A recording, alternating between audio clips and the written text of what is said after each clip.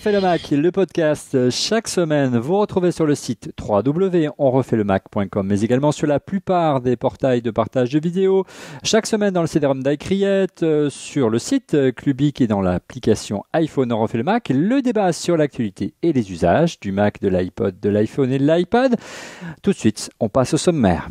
Cette semaine, l'équipe d'On refait le Mac vous propose un débrief complet de la WWDC, la conférence des développeurs Apple. Nous reviendrons sur l'absence remarquée d'un nouvel iPhone. Le mobile de Cupertino tient-il encore la comparaison face aux nouveautés du marché, tel le Galaxy S2 de Samsung? Apple peut-il se permettre de jouer la montre? Que penser d'iOS 5 et ses nombreuses nouveautés, ou encore d'iCloud? Faut-il déplorer que Steve Jobs s'inspire de la concurrence plutôt que d'innover? Sans oublier un petit tour du côté de l'E3, le salon dédié aux jeux vidéo, avec en duplex des États-Unis, Cédric Ingrand de LCI. On refait le Mac, épisode 66. Apple, toujours une longueur d'avance.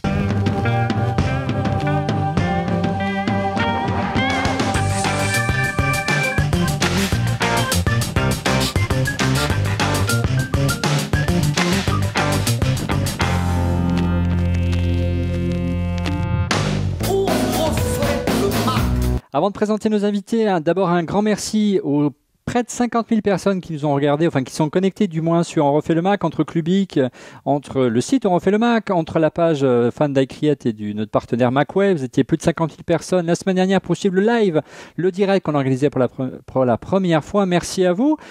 J'ai l'occasion aussi de remercier les gens que j'ai oublié de remercier la semaine dernière, à commencer par François Bontemps, notre monteur, qui n'a pas démérité la semaine dernière car il était en régie, il a fait un boulot formidable.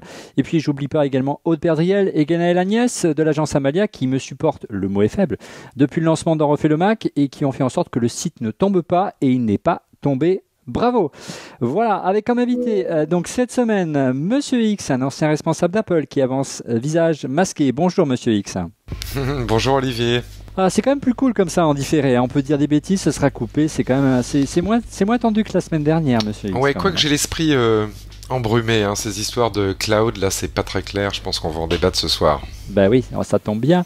En duplex des États-Unis, de la Silicon Valley, Monsieur Cédric Ingrand de la chaîne Info qui est de retour. Bonjour Cédric. Qui avance à visage ensoleillé, parce qu'ici c'est l'après-midi, il fait un temps d'enfer. Mais si vous regardez sur Google Maps, vous tapez Los Altos Hills, c'est la colline qui surplombe Palo Alto. Et en pleine nature, c'est magnifique. J'ai vu Bambi passer tout à l'heure. Enfin, c'est absolument remarquable. Michael Jackson. Voilà. Mais je suis là pour bosser quand même. Donc tu étais donc à l'E3 pour suivre le plus grand salon dédié aux jeux vidéo au monde, cher ami.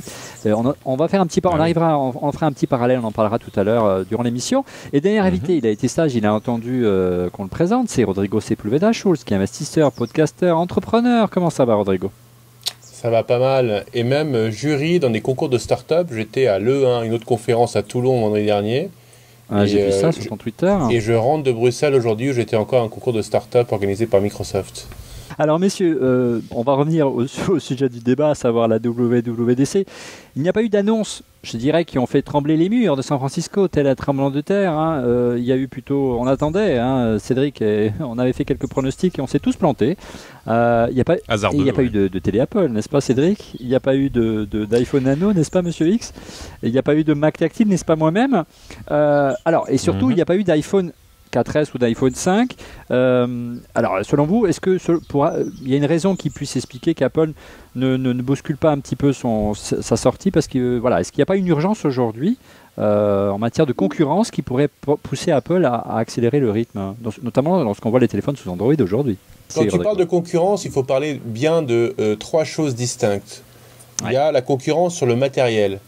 Aujourd'hui, l'iPhone 4 est un matériel qui est assez abouti. Je parle plutôt du matériel, tu as raison. Oui, du matériel. Enfin, le combiné que tu as dans la main, la galette avec écran tactile, est un appareil qui est assez abouti. Il a eu ses évolutions. On appelle de nos voeux sur certains forums à une évolution matérielle dans laquelle on intégrerait de nouvelles fonctionnalités. Mais aujourd'hui, en tant que téléphone, moi, je trouve qu'il ne lui manque pas grand-chose, à part peut-être une durée de vie de batterie un peu plus longue. La deuxième chose, c'est le système d'exploitation.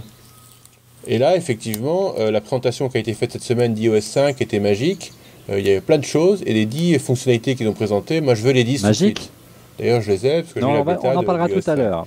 On parlera tout à l'heure d'iOS 5. Ouais, et c'est très bien. Et pour les gens qui sont déjà Apple, moi je sais pas ce qu'il y a sur Android, je m'en fous. Moi ça m'intéresse de savoir ce que m'apporte Apple en plus, et à chaque fois c'est une innovation qui est très chouette.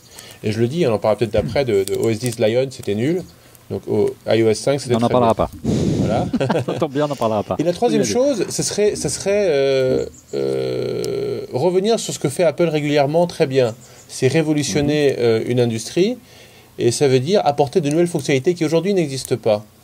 Et on souhaite en particulier pouvoir, par exemple, payer avec son téléphone. Donc intégrer ce qu'on trouve aujourd'hui au Japon, le NFC dans son téléphone. Rodrigo, en clair, le NFC, pour ceux qui n'ont pas suivi, c'est du paiement sans contact. On utilise son téléphone pour acheter sans contact, un peu comme les passes Navigo de la RATP. C'est une puce RFID qui marche à 4-5 cm. Donc c'est sans contact, donc, mais c'est très proche. Hein. Là, ça marche plus. Là, ça marche, donc on le pose, quoi. C'est le pass Navigo pour les gens qui sont à Paris dans le métro. Ça reconnaît le téléphone, et le téléphone a une applicative dans lequel on met des crédits ou on met ses coordonnées bancaires. La personne chez qui on paye le reçoit et prend l'argent. Ouais, moi j'y crois pas. J'y crois pas fort sur le fait que ce soit Apple qui puisse déployer ça, parce que une solution de paiement, il faut qu'il y ait un standard, il faut qu'il y ait une sorte de standard de marché. Les seuls qui sachent vraiment déployer ça, c'est les gens qui font déjà du paiement, donc c'est soit les opérateurs de cartes bancaires, etc., etc. Ou alors il faut que ce soit un standard ouvert, c'est-à-dire que à la limite que les grands de la téléphonie qui se sont mis d'accord, par exemple sur les standards des nouveaux chargeurs, se mettent d'accord sur des standards au moins de puces NFC, qui après soient des choses ouvertes sur lesquelles on puisse mettre plusieurs applications de paiement, parce qu'il peut y avoir plusieurs fournisseurs de services de paiement. Mais le NFC avance aussi de l'autre côté, hein. On voit sous Android les Galaxy S2 ont ou non pas, selon les séries et les pays, des puces NFC. Donc je pense que c'est des choses qui vont arriver assez rapidement, mais je pense aussi que ce sera, comme tous les paiements, des choses parfois différentes pays par pays. Je pense pas qu'on arrivera à un standard mondial. C'est-à-dire que chez nous, ce sera le groupement carte bancaire. Ici aux États-Unis, ce sera peut-être Visa et American Express qui feront la même chose. Mais je pense qu'on y reviendra quand ce sera d'actualité. Ouais, je rappelle juste qu'il y a une boîte américaine qui a été lancée par le fondateur historique de Twitter, qui s'appelle Jack Dorsey. Sa boîte s'appelle Square. C'est un petit add-on, un petit truc en plastique que l'on met sur son téléphone. Et ça marche avec tous les téléphones. Voilà, et qui permet de lire... Oui, uniquement aux États-Unis. Oui, parce qu'il faut avoir un compte aux États-Unis pour s'en servir. Mais donc, on passe la carte magnétique sur le lecteur, ça lit les informations, ça les balance dans le téléphone, et après, il y a tout un logiciel derrière pour le gérer. Donc, c'est dans l'air du temps, les systèmes de paiement. Ça marche déjà évidemment très bien au Japon. Ah ouais. Ça serait un pas majeur sur ce que fait un téléphone aujourd'hui, le portefeuille électronique. Ouais. Monsieur X, donc on peut être que d'accord avec ce que dit Rodrigo sur les services, sur la capacité d'Apple à faire, je dirais, émerger et de se développer tranquillement son écosystème. Mais sur le hardware, ça reste avant tout un constructeur, Apple. Et est-ce qu'on peut dire qu'Apple aujourd'hui a encore le leadership en matière de smartphone aujourd'hui, ou carrément il a été rattrapé, voire dépassé par d'autres constructeurs? Je pense que tous ceux qui ont eu la chance récemment, je crois qu'on est plusieurs là, à mettre les mains sur un Samsung Galaxy S2. Un quoi? Ah, tu veux dire ça? Voilà, celui que tu as. Tu as moi, je ne dois pas connaître les bonnes notes Express, alors. Hein, ça va pas. Non, c'est pas ça du tout. On le teste pour le magazine iCreate. Moi, je veux bien le tester. Moi, je bosse, je teste aussi. Voilà, on refait le Mac, moi. On refait le Galaxy. On est au moins 3 sur 4. L'écran est grand, beau, et surtout, c'est extrêmement rapide, en plus d'être alors voilà, à gauche vous avez le Galaxy S, à droite vous avez l'iPhone, il y a le chrono en direct à côté, hein, qui sert de chronomètre, et vous voyez la différence de l'écran, et voilà, ça parle. Il est plus grand. Beaucoup plus grand. Quand on le regarde de près, il est plus beau aussi, enfin la techno qui est dessus, il est qui est plus le beau, super ça c'est une affaire de goût, mon cher Cédric. Moi personnellement, je préfère le vert, mais il est extrêmement fin, il est extrêmement moi ça fait léger. 2 semaines que c'est mon téléphone, que j'ai mis l'iPhone 4, je suis forcé de le dire, dans un tiroir, et que j'ai reswitché. J'ai fait 1 an avec l'iPhone 4, c'est bien, mais c'est vrai que quand je les ai mis côte à côte, tout à coup, d'un côté, tu as quand même un smartphone qui a un écran de grande personne. C'est-à-dire que la quantité d'informations et la qualité de l'image que tu as sur celui-là, c'est absolument... Là où, par exemple, je regardais très très peu de vidéos YouTube sur l'iPhone, là, tout à coup, je regarde pas mal de vidéos là-dessus, parce que c'est vrai que la taille de l'écran, tout à coup, rend l'expérience vraiment agréable. Il y a aussi la légèreté, la finesse, par rapport à la taille de l'écran, évidemment. L'autonomie, on peut s'en parler. Je trouve que c'est pas exactement à l'égal de l'iPhone 4, mais j'arrive pas à le quantifier. Mais je pense qu'on y reviendra à la fin de l'émission dans les coups de cœur. Et ne nous y trompons pas, hein, là il y a vraiment une question de leadership qui est en train de se jouer, qui est importante parce que l'achat d'un smartphone aussi cher qu'un iPhone 4 ou d'un Samsung, c'est aussi un coup de cœur. Et ce produit de chez Samsung est juste sublime. Et on le voit dans les faits maintenant, puisque si vous lisez un peu la littérature technique, Apple et Samsung, depuis maintenant 3 semaines, se livrent une guerre juridique absolument féroce où à coup d'avocat, Apple a exigé que Samsung produise ses prototypes auprès d'Apple pour qu'ils puissent prouver des contrefaçons qui existeraient dans ce produit-là par rapport à l'iPhone. Et Samsung vient de faire la réponse du berger à la bergère en exigeant via ses avocats de la part d'Apple les prototypes des futurs iPhone et iPad pour prouver le contraire, que c'est Apple qui plagie Samsung. Énorme. Donc oui, le leadership se joue. Apple a pris un petit coup de massue sur le nez. Et oui, l'enjeu est fort si on en voit les dollars développés en termes juridiques. Parce que c'est vrai que le logiciel est le plus important de mon point de vue. Moi aussi, j'ai essayé iOS 5. C'est vraiment bien. Mais la partie matérielle, ça reste, on va dire, la partie émergée de l'iceberg. Celle sur laquelle on vient au niveau de l'achat. On choisit encore d'abord le combiné et ensuite la solution. Donc c'est assez intéressant. C'est surtout des petites améliorations moi, qui m'ont vraiment séduite. Le centre de notification qui va me permettre d'avoir sur un seul bouton. On en parlait la semaine dernière. Qui va me permettre de savoir rapidement si j'ai des mises à jour de mes SMS, de ma boîte vocale, de mes mails et d'y accéder en une seule fenêtre. Ça c'est génial, c'est beaucoup de simplicité et j'adore. Un truc tout bête qui est enfin un bouton d'appareil photo sur le bouton de volume et plus au milieu de l'écran qui m'obligeait à faire ça. C'est plein de petites améliorations qui rendent iOS transparent. Bon, moi je n'ai regardé que ça et là vraiment ça fait le boulot. C'est pas encore très stable par contre, il y a pas mal d'applis qui crachent dessus. Moi, il y a deux choses qui m'ont fait réagir sur les... Vas-y, mais sur les nouveautés d'iOS, d'abord, c'est intéressant de voir des nouveautés qui parfois sont inspirées de l'extérieur, soit ce qui existait jusque-là dans le monde jailbreaké, comme on dit, c'est-à-dire par exemple prendre une photo avec le bouton de volume, c'est bête, mais c'est vachement bien. C'est tellement pratique. Et puis, en fait, ce dont on s'aperçoit, c'est que toutes ces annonces logicielles sont faites autour, vraiment, je trouve, en tout cas, de la fidélisation du client à la plateforme iOS. Beaucoup de gens ont critiqué, beaucoup d'observateurs, le fait qu'Apple s'était beaucoup inspiré de choses existantes. Tu parlais donc, Monsieur X, de la notification, ou même Cédric, et ça, c'est un monde qui existait sur Cydia depuis que le jailbreak existe. D'ailleurs, il paraîtrait que le développeur qui a développé cette solution pour le jailbreak travaille maintenant chez Apple. Ceci expliquerait cela. Et puis, ça existe aussi sous Android, ce système comme ça, Cédric. Les notifications, mais de toute façon, ça c'est vrai depuis la première version d'Android, ces notifications que tu peux faire descendre du haut de l'écran et qui te montrent toutes les notifications de toutes tes applications dans un seul truc. C'était des notifications adultes. Moi, j'ai encore eu l'expérience récemment. J'utilise mon iPad pour regarder des films sur Netflix, connecté à la télé grâce à la super prise HDMI qui existe maintenant. Et au milieu d'un film, quelqu'un m'a envoyé un message sur Twitter. Le film s'est arrêté. Et là, tu te dis, c'est plus possible. Il faut trouver des solutions. Faut trouver d'autres solutions de notification. Ils ont pris ce qui se fait de best in class, c'est-à-dire ce que faisait Android, et c'est vrai que les nouvelles notifications iOS 5 y ressemblent, et moi j'ai pas de problème avec ça, quoi.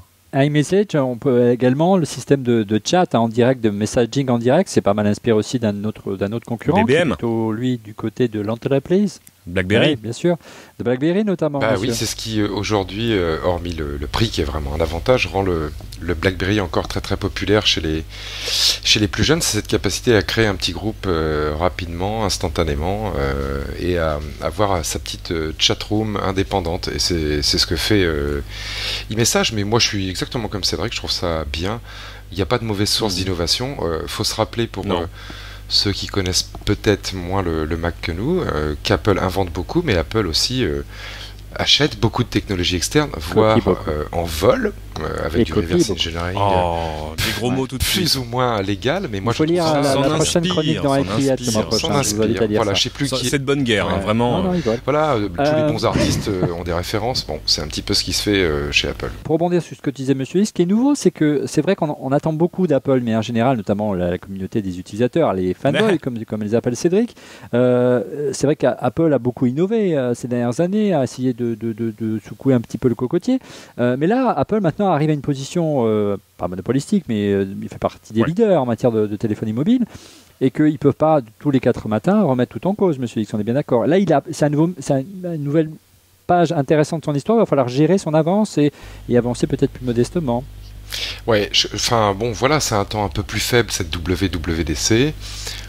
Moi j'ai pensé beaucoup que c'est parce qu'ils n'étaient pas prêts à annoncer des choses qu'ils ont dans les cartons, donc il y a peut-être de ça, parce que je suis un peu indécrottable, mais je reste persuadé que l'iPhone 4 n'est pas suffisant pour finir l'année, donc il devrait y avoir un nouveau produit. Ça sera peut-être annoncé en juillet secrètement, sorti en septembre, mais je suis toujours là-dessus. Maintenant, en termes système d'exploitation. Attendez juste iOS, il n'y a plus que quelques semaines. Et bon, moi j'ai été séduit d'emblée, donc je pense que ça va faire le job très très bien.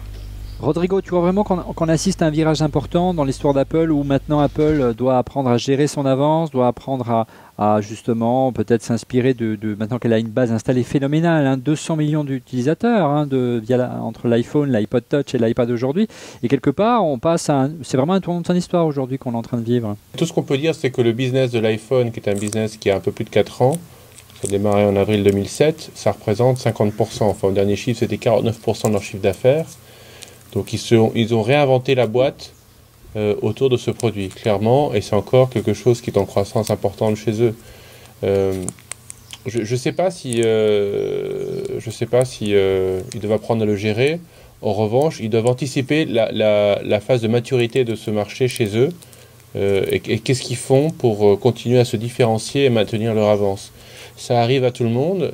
Souvenez-vous, dans le temps, IBM vendait des ordinateurs, puis le logiciel au-dessus, on était complètement loqué chez eux. Puis un petit peu plus tard, Microsoft faisait pareil. Ils vendaient le système d'exploitation, puis on était à peu près loqué chez eux.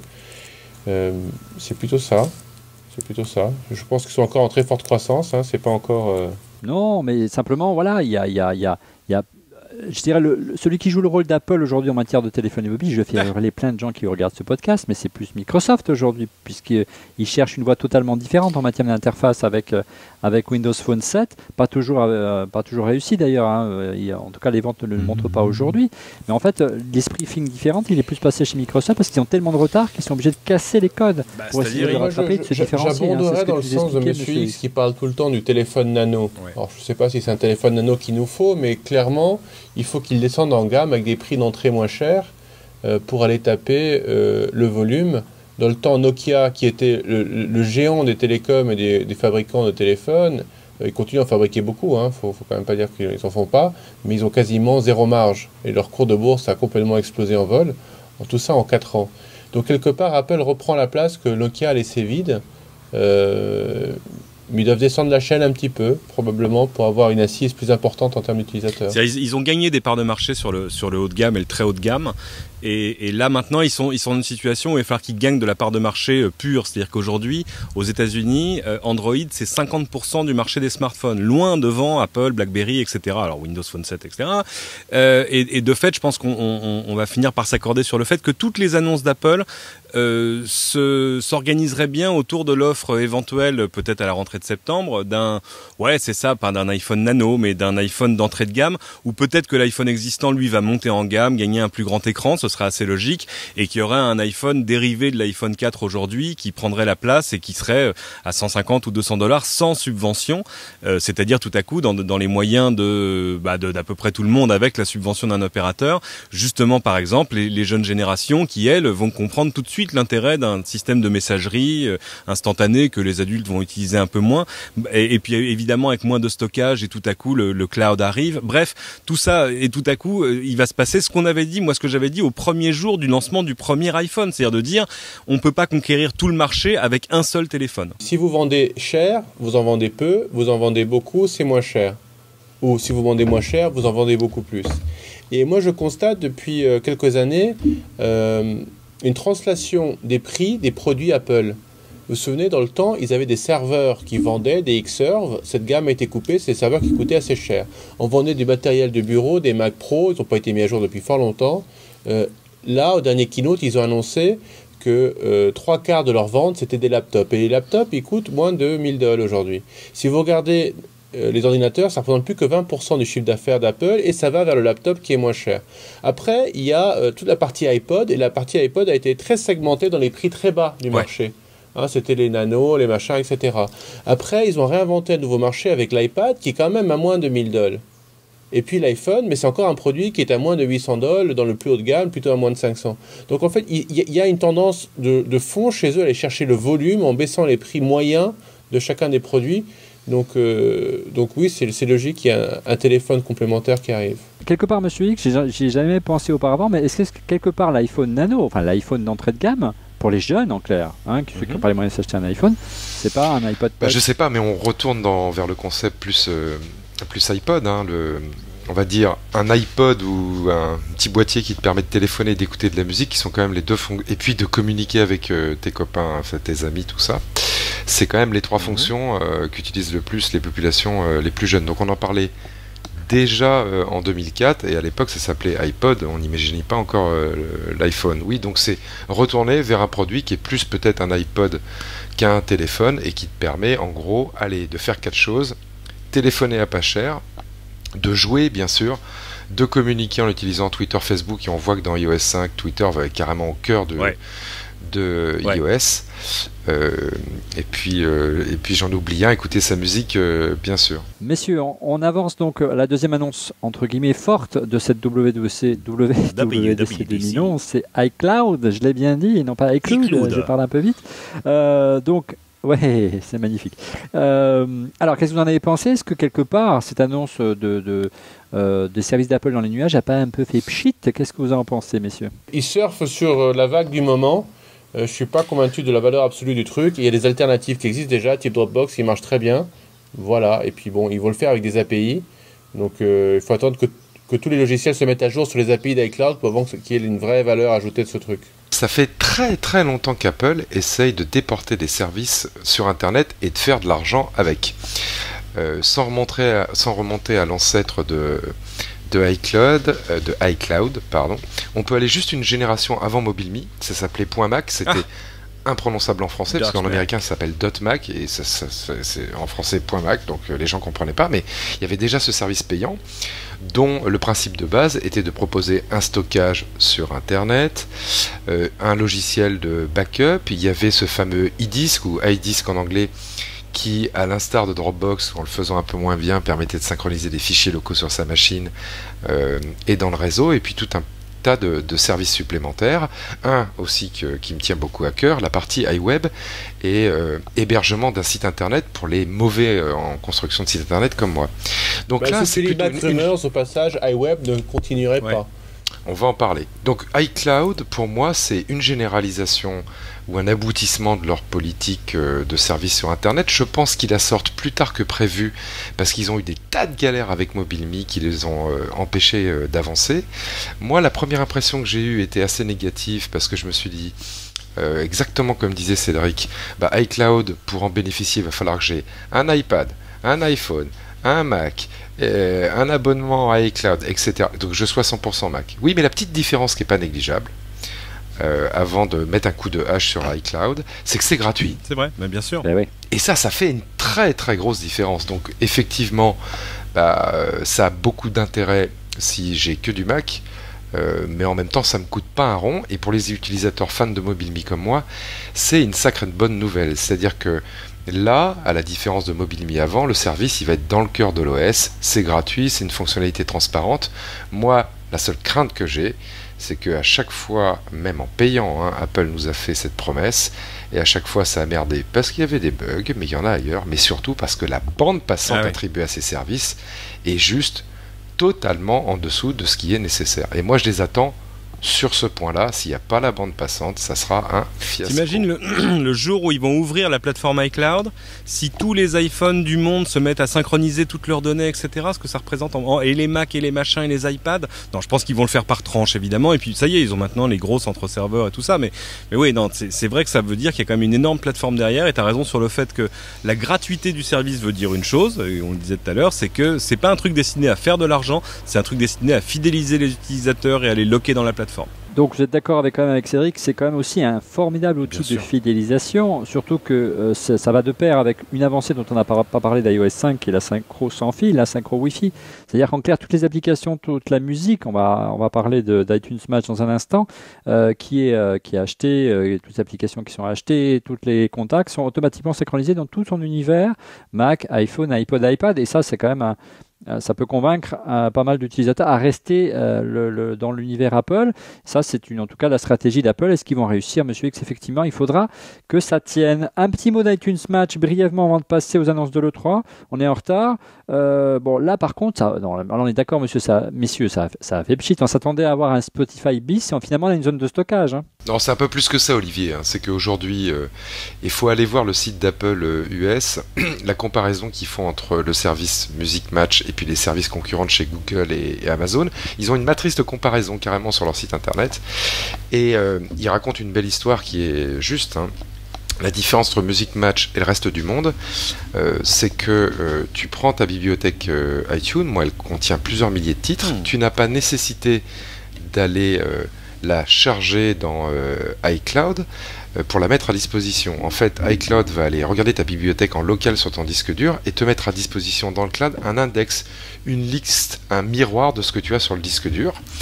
Et si tu veux après écouter par exemple l'intégrale des Beatles que tu as sur ton disque dur, mais depuis le cloud sur ton iPhone, et ben Apple directement va te mettre ça à disposition depuis ses serveurs dans ton cloud sans temps de téléchargement. Et en plus, avec une qualité maximum, même si toi tu as une qualité d'enregistrement de tes MP3 en local sur ta machine qui est pas terrible. Donc ça c'est plutôt bien. Est-ce que ça concerne beaucoup de monde? Moi je sais pas. La question qu'on se posait avant, c'était de dire est-ce que ce stockage dans le cloud de ta musique, ça concernera uniquement tes achats sur iTunes? Heureusement que non, parce qu'évidemment et tous les CD et tout ça, bon. Donc pour ça c'est une bonne nouvelle, mais c'est vrai que voyant ça en tant qu'utilisateur de Deezer, Spotify et des autres, le compte y est pas, c'est-à-dire que c'est pas une concurrence. Enfin, ou si c'est une concurrence, c'est pour des gens qui n'utilisent pas les fonctions réelles de ces services, parce que les fonctions réelles de Deezer et Spotify, outre le cloud et la synchronisation et le playlistage, etc., c'est surtout et d'abord pour moi en tout cas la capacité de te faire découvrir des musiques par rapport à ce que tu as déjà. Et ça, iTunes le fait, mais iTunes dans le cloud, c'est pas ça sa fonction. Sa fonction, c'est juste de synchroniser ta bibliothèque musicale de manière transparente, simple, etc., entre tous tes appareils. Donc ça le fait bien. Mais quand j'ai vu les trucs pendant la conf disant ça y est, Spotify est mort, sornette absolue, je suis désolé. Bien, messieurs, pour conclure sur la WWDC, mais en général, on peut dire, Cédric, qu'Apple n'a pas vraiment, cette année, réussi à voler la vedette à l'E3, ce qu'ils avaient plutôt bien fait les années précédentes. Les années précédentes, la question s'était pas vraiment posée, d'abord parce que c'était pas au même moment. Là, c'était exactement au même moment, donc forcément, mais en même temps, les autres années, Apple avait un iPhone à annoncer, donc forcément, ça changeait quand même pas mal de choses. Et en plus, là, ils ont parlé d'applications, mais ils ont peu parlé de jeux. Moi, s'il y avait eu une télé, évidemment, ils auraient volé la vedette à tout le monde, et surtout dans les conditions où on en parlait, c'est-à-dire une télé qui aurait fait du jeu avec pourquoi pas l'iPhone ou l'iPad comme deuxième écran, mais là, c'est quand même plutôt à Los Angeles, à l'E3 que tout ça s'est passé. On attendait donc un système qui permettrait de jouer, de transformer un Apple TV en console de jeu et pouvoir piloter la console avec une tablette, avec l'Apple TV. Mais ça, c'est chez Nintendo que ça se passe, monsieur. Bah oui, parce que voilà, moi j'ai passé ma semaine à Los Angeles pour le 3 et c'était vraiment vachement bien. Et allez, 3 choses, on se les fait rapide. La Wii U, chez Microsoft, Kinect partout. Kinect, c'est ce capteur. Vous savez le truc que Apple a failli acheter, mais la start-up qui voulait leur vendre, les conditions étaient tellement compliquées et les NDA et machin que ils ont fini par faire demi-tour et aller voir Microsoft qui eux ont fait le gros chèque pour acheter le voilà. Donc le capteur de mouvement du corps, de reconnaissance vocale, etc. Ouais. Lancé l'année dernière, qui servait surtout pour du jeu casual, du jeu familial, du petit jeu, de la danse, etc. Et là, ça y est, c'est fini. Kinect maintenant, ça va servir pour du vrai gaming, pour des jeux d'aventure, pour des jeux de fight. On a vu le Ghost Recon d'Ubisoft, qui est quand même un bon gros jeu de fight avec des gros guns, où tout à coup tu vas reconfigurer ton arme juste par les mouvements des mains. Enfin, c'est wild.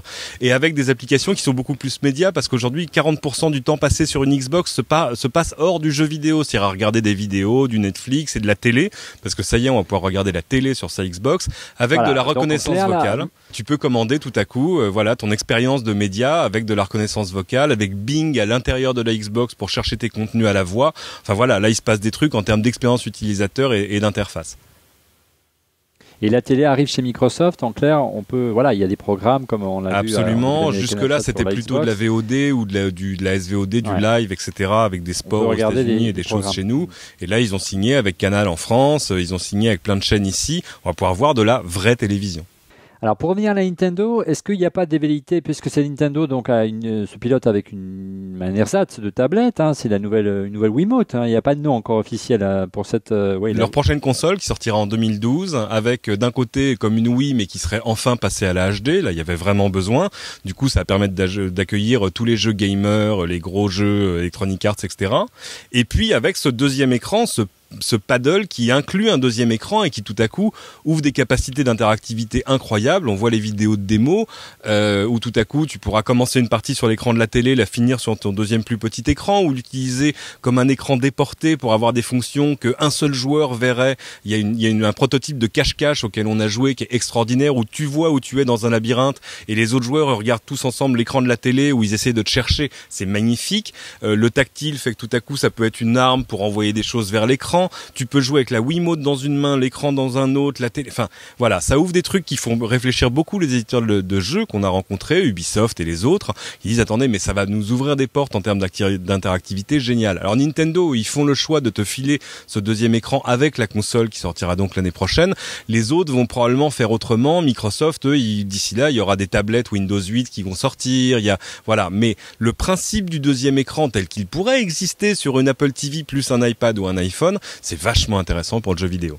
Est-ce que tu as ressenti en discutant avec les gens de Nintendo, Cédric, une volonté justement de la part de Nintendo d'aller vers ce marché de la tablette? Quelque part, cette manette, ce sera une tablette qui reste sédentaire à la maison et un concurrent potentiel pour l'iPad. Ce sera une tablette sans être une tablette, parce que ce sera, ils l'ont dit et répété, ils ont dit attention, ceci n'est pas une console portable, c'est un périphérique de la console de salon, c'est-à-dire que ça marche quand vous êtes à portée de la console de salon. Toute la puissance de calcul, etc., elle est dans la console de salon, elle n'est pas dans la tablette. Ceci n'est pas une console portable, c'est pas un iPad, c'est pas, voilà, ça reste un périphérique de la console, mais en usage quotidien, il y a quand même plein de gens dont l'essentiel de l'utilisation de l'iPad, 50% de l'utilisation de l'iPad aux États-Unis, c'est assis sur son canapé face à la télé. Donc tout à coup, évidemment, on va voir des choses arriver qui seront de l'utilisation média. On pourra surfer sur le web, sur la tablette, etc. Donc non, il va se passer plein de trucs. Et puis en plus, les prix seront des prix de consoles de jeux qui devraient être très agressifs, parce que Nintendo, ils peuvent pas vendre une console $400, même $300, c'est vraiment la limite supérieure. On devrait l'avoir peut-être à $249. Mais on verra ça l'année prochaine quand elle sortira. Messieurs, brièvement, il y a eu pas mal d'actualités après cette WWDC, à commencer par la visite de Steve Jobs. Je ne sais pas si vous avez vu à la mairie. Au City Council, au conseil municipal de Cupertino. Voilà, de Cupertino pour un projet pharaonique d'un nouveau siège, d'un nouveau campus d'Apple à Cupertino.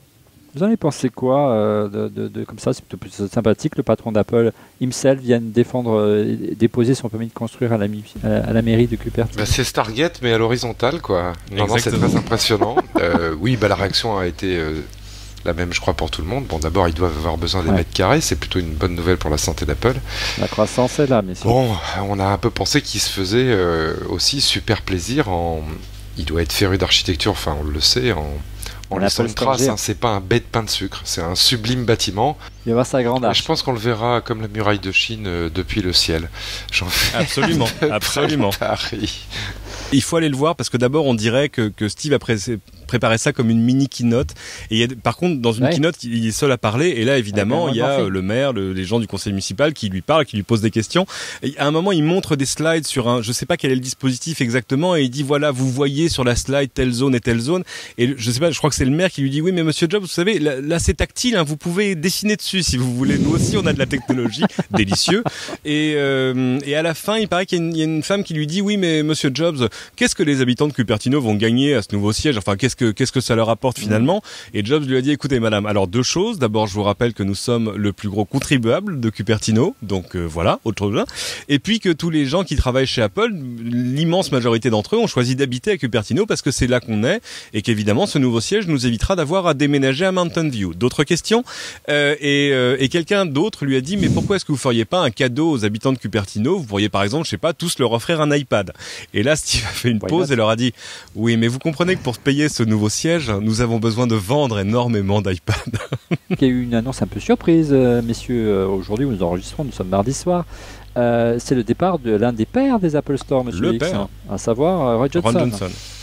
Oui, absolument. Ron Johnson qui travaille sous les ordres de autant de Tim Cook que Steve Jobs, qui est le monsieur qui a mis en place la politique des Apple Store depuis 2001. Et qui, pour moi, avec macOS 10, allez, C'est 50% du renouveau et du succès d'Apple. Il part pour devenir patron de JCPenney, qui est une grande chaîne de retail grand public ici, qui vend du vêtement, etc. Une sorte de printemps, un peu, imagine le printemps ou les Galeries Lafayette, mais s'il y en avait comme s'il y avait 300 ou 400 magasins dans le pays, quoi. Et donc c'est énorme, il va en être patron. Donc je suis sûr que il a trouvé des compensations de l'autre côté. Il sera patron en plus, c'est-à-dire que évidemment il a dû voir plus riche, mais au moins il pourra évoluer. Ouais, c'est ça. Déjà, il arrive déjà chef. Alors qu'évidemment, il savait qu'il allait pas devenir patron d'Apple parce que c'est plutôt une position réservée pour Tim Cook ou pour d'autres. Il faut être un homme de produit et pas juste un homme de distribution. Il y a quelque chose qui est passé quasiment inaperçu concernant notamment la presse et Apple. On en avait parlé au moment où ils ont ouvert la possibilité de faire du in-app purchase, donc des ventes dans l'application, et surtout des abonnements dans les applications pour la presse, pour les applications iPad principalement. On disait tout ce qui est excessif est insignifiant et ça va être a priori intenable. Eh bien, c'était intenable et donc ils ne l'ont pas tenu et ils sont revenus sur les conditions. Aujourd'hui, si vous êtes éditeur de presse, vous allez pouvoir vendre des abonnements à l'intérieur de votre application et là vous donnerez 30% à Apple, ce qui est normal parce qu'ils sont un porteur d'affaires.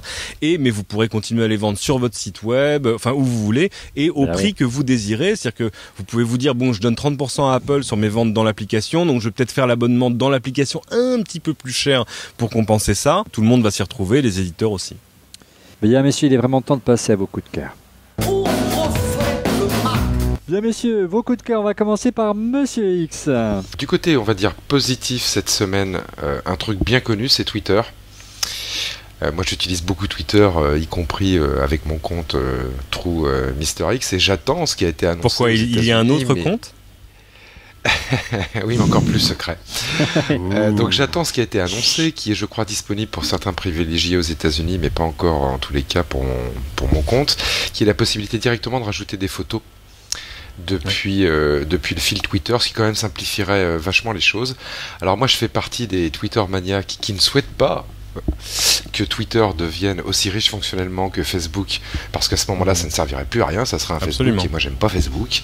Mais la possibilité d'ajouter une photo, j'attends ça avec un grand sourire maintenant depuis quelques jours. Côté négatif, eh bien ça fait maintenant donc 7 jours que la WWDC a eu lieu et nous sommes toujours sans nouvelles de iWeb, si ce n'est pas rumeur. Steve Désolé, Jobs, monsieur, on n'a pas pu le sauver, je crois. Une fois de plus, on a tout essayé. Aurait envoyé des SMS en réponse à des MacFans leur disant que iWeb, il n'y avait plus d'hébergement en passant de MobileMe à iCloud, et on ne sait même pas si le programme va survivre. Et en tant que très mauvais programmateur HTML et web en général, moi j'utilise iWeb et je vais hurler si c'est le cas. Pas d'hébergement iWeb dans iCloud, je veux bien le supporter, mais plus iWeb dans macOS 10 Lion, et ben alors $29. Il est facile. Cédric, ton coup de cœur ce soir, enfin chez toi, c'est la journée. On est venu faire un plein écran sur les nouvelles startups du voyage, et il y a un truc vraiment que j'ai adoré, qui est une application iPhone qui s'appelle Hotel Tonight. Et ils sont bien dans ce pays parce qu'on leur dit on peut venir vous interviewer. Oui, bien sûr. Et vous arrivez pour l'interview et vous dites écoutez, vu que vous êtes français, je viens de publier l'application dans tous les App Store européens. Ah ouais, vous êtes formidable.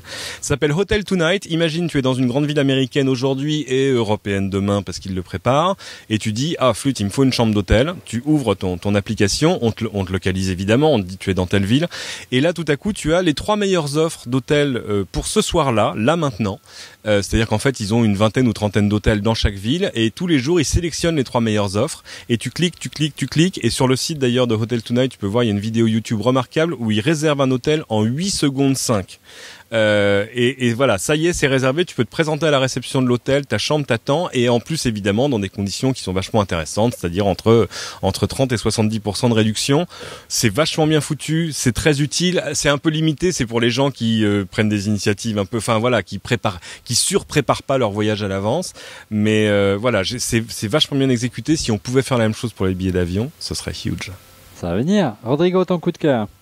Eh ben, j'ai pensé à vous cette semaine. Vous vous souvenez, il y a quelques épisodes, je vous avais parlé d'un logiciel photo, enfin d'une suite de logiciels photo, qui permet de traiter vos photos soit en noir et blanc, ça s'appelait SilverFX Pro, soit des effets couleurs, ColorFX Pro, soit en HDR, soit en netteté, etc., etc. Et la boîte qui faisait ça s'appelle Nik Software. Ils ont gagné le prix de la meilleure suite logicielle au dernier concours européen de la photo. Eh ben, la semaine dernière, ça y est, ils ont pensé à nous, nous ont lancé la version iPad de la suite logicielle, ça s'appelle, avec un nom délicieux, ça s'appelle Snapseed. Et ça fait à peu près toute la même chose. Et c'est assez rigolo l'interface. Quand vous trouvez les effets, vous faites comme ceci. Et pour changer l'intensité de l'effet, vous faites comme cela. C'est très simple à utiliser. Ça modifie vos photos. Donc si vous êtes dans la salle d'attente du dentiste, ça vous sert à ça. La deuxième chose que je vais vous montrer, c'est un truc inutile. Sur Twitter, j'ai dit, si vous voulez que je teste des trucs pour vous sur On refait le Mac, envoyez-moi les trucs ou des idées, je vais les voir. Je crois pas. Et bien il y a deux frères, les frères de Cohn, qui m'ont envoyé un dock pour iPhone. En bois. Ah, génial. C'est fait à la mano par eux. Ah, c'est chouette. C'est tout joli. C'est tout joli. C'est en bois. Il y a que toi qui l'as reçu. Alors, oui, il y a que moi qui l'ai reçu. En plus, il paraît que je suis obligé de le renvoyer. Mais j'aurais fait un retour. Alors, c'est très sympa, mais il faudrait qu'il fasse un petit peu comme les couteaux de la maison Calmel à l'Aïol. Ouais. Vous voyez? C'est quoi, on peut choisir, on le veut en merisier. Ouais. Ben non, il faudrait qu'on puisse le faire en merisier, en châtaignier, en bois de rose, en machin, un truc, quoi. Qui ait un intérêt à avoir un dock comme ça de luxe. Non, aujourd'hui, ils ne font qu'un seul bois. Mais ils le font dans les différentes formes, pour Android, pour iPhone 4, machin, etc. Nice. La deuxième chose que je leur dis, c'est que si vous avez une coque quelconque là-dessus, il faut l'enlever parce que ça ne rentre pas. Donc ça prend que l'iPhone 4 en direct, et en particulier, ça ne prend pas l'iPad. Donc c'est une belle idée de faire les objets en bois, c'est assez joli. C'est deux frères qui font ça à la Bano, quelque part in the middle of nowhere en France. C'est docs.fracture-compagnie.fr. Alors fracture, fractur-compagnie.fr. Mais voilà. Mais ça vaut combien? Ah, c'est pas cher, hein. C'est moins de 30 euros. Quand même. Tout compris, frais de port et tout. Très bien. Cool.